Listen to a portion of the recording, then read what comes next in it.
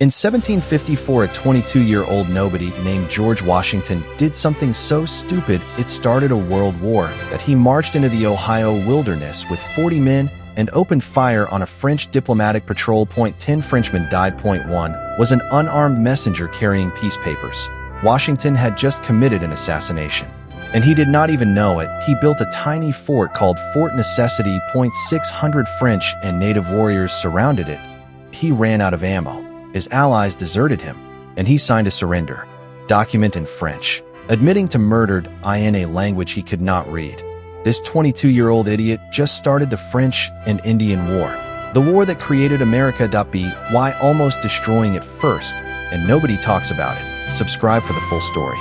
In 1763, Britain won a war and lost an empire, and they did it with a single piece of paper. On October 7th, 1763, King George III issued a decree. It drew a line on a map along the Appalachian Mountains.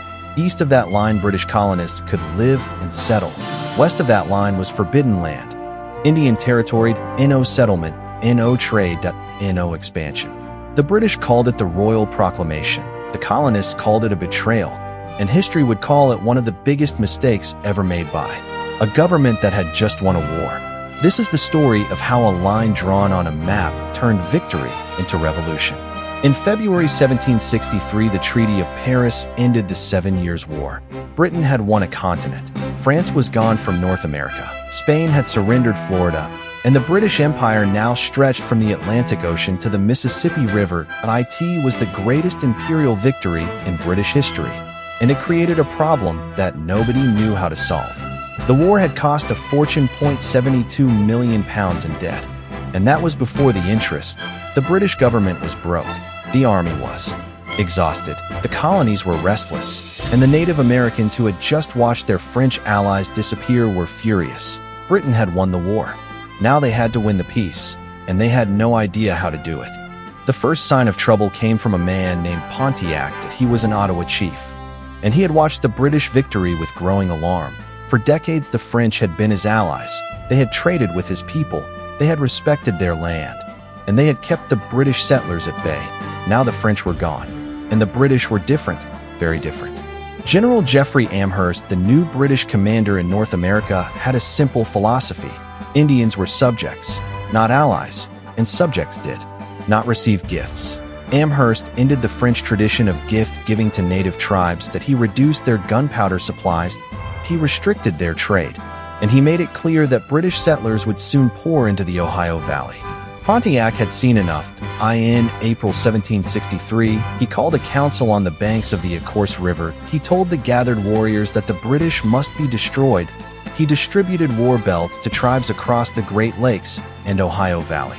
And on May 7, 1763, he walked into Fort Detroit with 300 men carrying concealed weapons. The siege had begun. Pontiac's attack on Detroit was just the beginning. Within weeks, native warriors struck British forts across the entire frontier.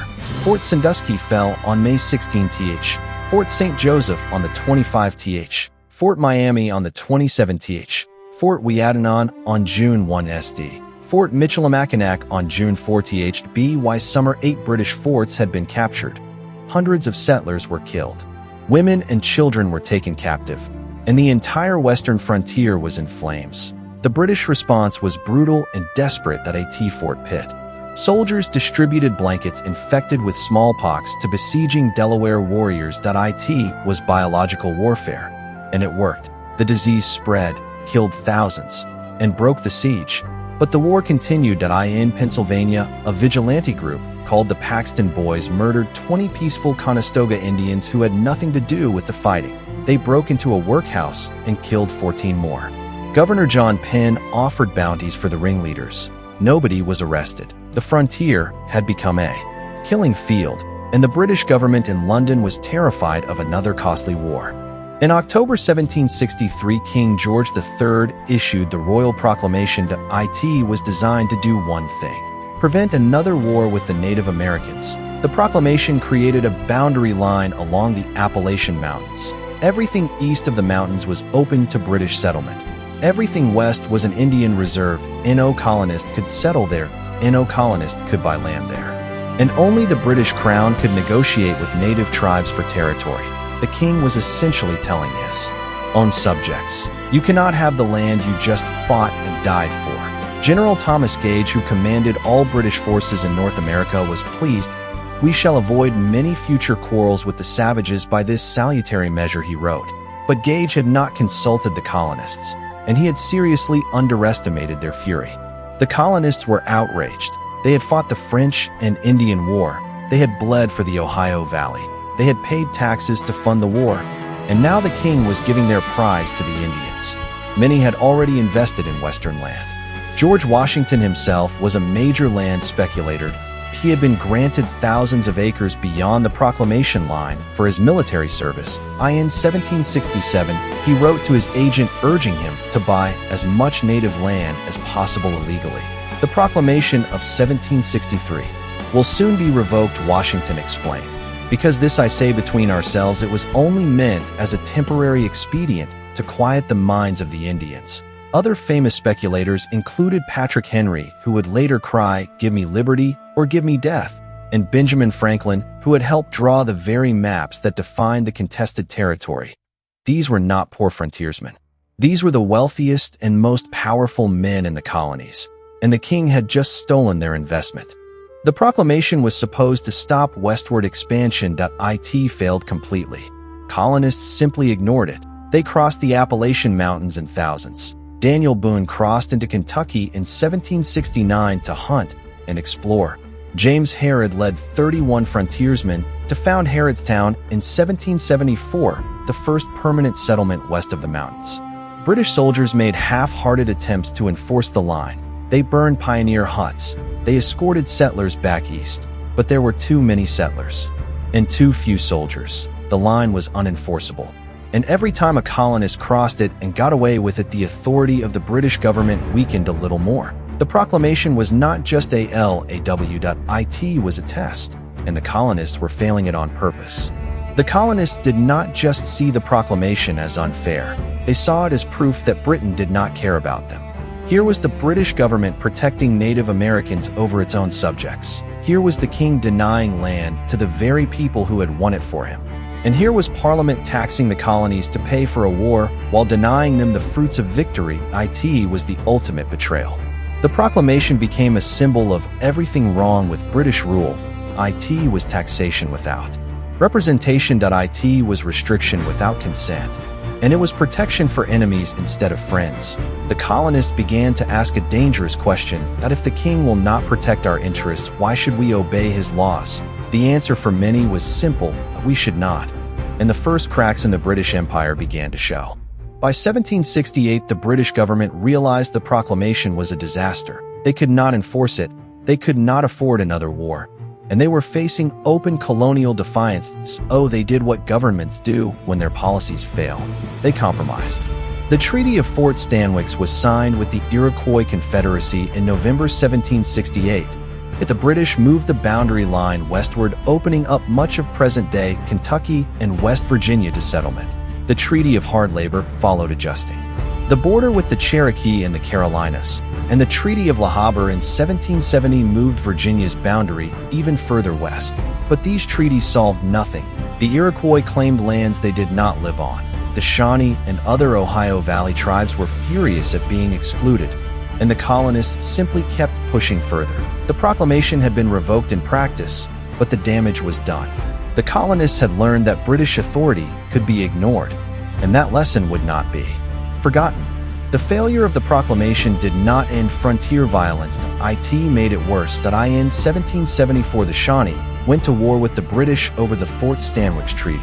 Lord Dunmore's war, named after the royal governor of Virginia, ended with a Shawnee defeat, but it proved that Native American resistance was far from broken.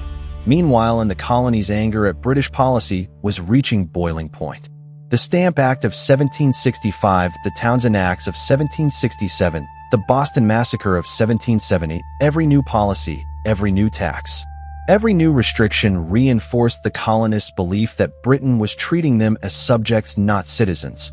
And the proclamation was always there in the background. The original insult, the first Great Betrayal, the line that proved the king did not care about his own people. In 1774, Parliament made everything worse. They passed the Quebec Act. It extended Quebec's borders south to the Ohio River. It restored French civil law in Canada, and it allowed Catholics to hold public office. For New England Puritans, this was proof of a Catholic conspiracy against Protestant liberties. For Virginia planters, it was a land grab. Most of the Western territories they claimed were now officially part of Quebec. The Quebec Act was passed at the same time as the Coercive Acts, which placed Massachusetts under direct British control. Together, these laws united frontiersmen, Virginia speculators, and New England radicals against the British government. The proclamation had planted the seed, the Quebec Act watered it, and the American Revolution was about to bloom. In 1775, the first shots were fired at Lexington and Concord. The American Revolution had begun, and the proclamation was one of its hidden causes. Thomas Jefferson listed it in the Declaration of Independence as one of the king's crimes. He has endeavored to prevent the population of these states, Jefferson wrote. For that purpose, obstructing the laws for naturalization of foreigners, refusing to pass others to encourage their migrations hither, and raising the conditions of new appropriations of lands. The proclamation was not mentioned by name, but every colonist knew what Jefferson meant. The king had denied them the land they had won, and that denial was now part of the official justification for revolution. The British had drawn a line to keep peace with the Native Americans. Instead, they had drawn a line that divided an empire. The Royal Proclamation of 1763 was a failure by every measure. It did not stop westward expansion. It did not prevent frontier wars. It did not satisfy the Native Americans. And it turned the colonists against the British government. But it had one unintended consequence that shaped American history forever. It proved that British authority could be challenged and ignored. The colonists who crossed the proclamation line were not just settlers, they were rebels in training. They learned that laws could be broken, that governments could be defied, and that freedom sometimes meant simply going where you were told not to go. Without the proclamation, there might not have been a Stamp Act Congress. Without the Stamp Act Congress, there might not have been a Continental Congress. And without the Continental Congress, there would have been no Declaration of Independence. The proclamation was a mistake. But it was a mistake that created a nation. In 1783, the Treaty of Paris ended the American Revolution. The British Empire in North America was gone, and the proclamation line was forgotten. But its legacy lived on. The new United States government faced the same frontier problems that had defeated the British, and they adopted similar policies. The Indian Intercourse Act of 1790 prohibited unregulated trade and travel in Native American lands. The Supreme Court case Johnson v. McIntosh in 1823 ruled that only the federal government, not private individuals, could buy land from Native Americans. The proclamation had failed, but its ideas survived, and they shaped American Indian policy for the next 2 centuries. This was the Proclamation of 1763, the law that turned victory into crisis, and the line that started a revolution. Subscribe for the next episode of Forgotten Origins, because history is stranger than fiction, and we are just getting started.